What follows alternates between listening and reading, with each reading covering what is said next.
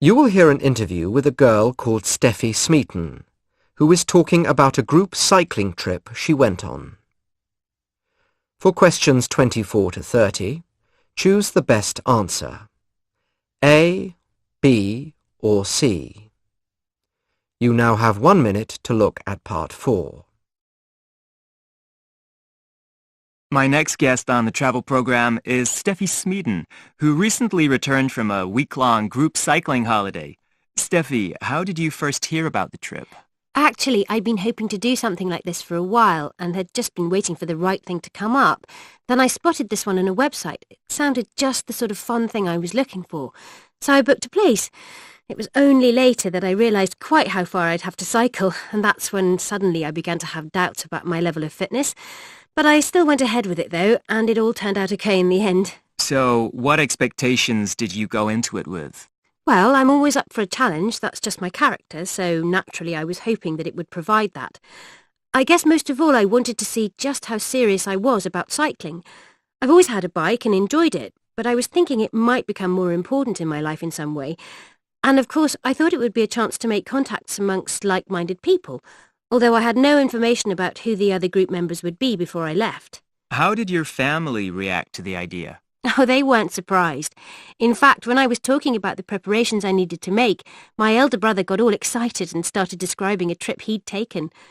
I think it had been a couple of years previously, not long ago anyway, so he still felt enthusiastic and even suggested he might join me.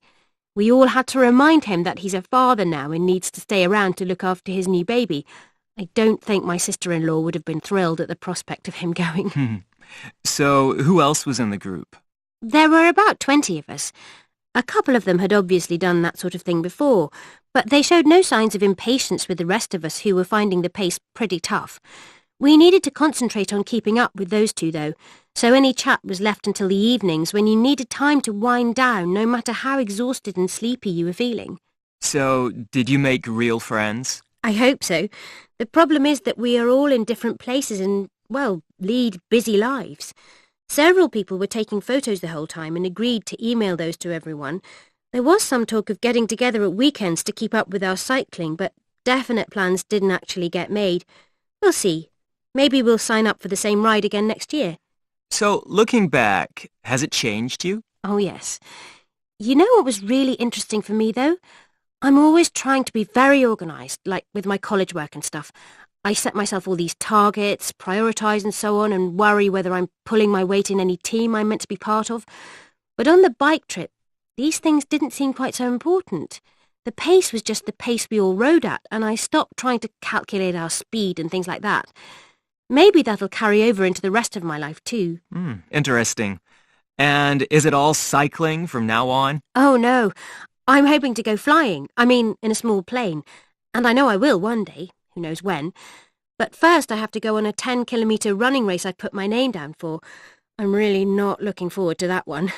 Then sailing looks like the next thing on the agenda once that's out of the way. But cycling will always be fun too. I see. Great talking to you, Steffi.